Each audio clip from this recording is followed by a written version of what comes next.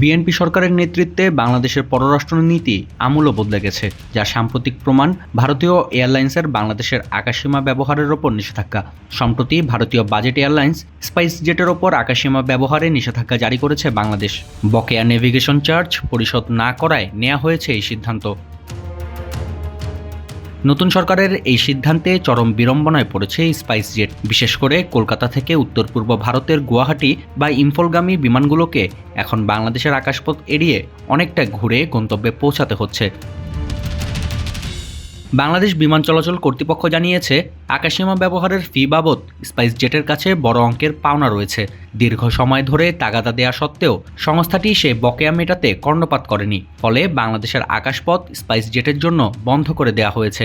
Flight tracking website flight radar 24-এর তথ্য অনুযায়ী গতকাল বৃহস্পতিবার থেকেই স্পাইস জেটের ফ্লাইটগুলো বাংলাদেশের আকাশসীমা এড়িয়ে দীর্ঘতর রুট ব্যবহার করছে। বিষয়টি নিয়ে মুখ খুলেছে স্পাইস জেট কর্তৃপক্ষ। সংস্থার পক্ষ থেকে এক বিবৃতিতে জানানো হয়, কর্তৃপক্ষের সঙ্গে আলোচনা চলছে এবং এটি একটি নিয়মিত ব্যবসায়িক প্রক্রিয়া।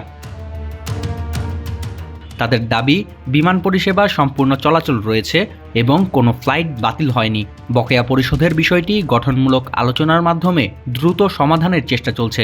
সংস্থাটি তাদের সক্ষমতা বাড়াতে কাজ করছে এবং 2026 সালের মধ্যে দৈনিক 300টির বেশি ফ্লাইট চালানোর লক্ষ্যমাত্রা নিয়েছে। এই সংবাদ প্রকাশ্যে আসতেই শেয়ার বাজারে ব্যাপক দরপতনের মুখ দেখেছে স্পাইস জেট।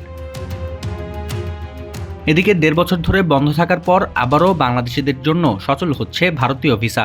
দ্রুতই বাংলাদেশিদের জন্য ভারতীয় ভিসা প্রক্রিয়া স্বাভাবিক পর্যায়ে ফিরবে বলে জানিয়েছেন সিলেটে নিযুক্ত ভারতের সহকারী হাইকমিশনার অনিরুদ্ধ দাস। সম্প্রতি সিলেট জেলা প্রেস ক্লাবে সাংবাদিকদের সঙ্গে মতবিনিময়কালে এই কথা বলেন তিনি। অনিরুদ্ধ দাস জানান, বর্তমানে medical O double entry visa চালু থাকলেও পর্যটন সহ অন্যান্য ক্যাটাগরির ভিসা বন্ধ আছে। সেগুলো পুনরায় চালু করার জোরালো উদ্যোগ নেওয়া হয়েছে। সব ধরনের ভিসা প্রক্রিয়া দ্রুতই স্বাভাবিক পর্যায়ে ফিরবে বলে আশা প্রকাশ করেন তিনি।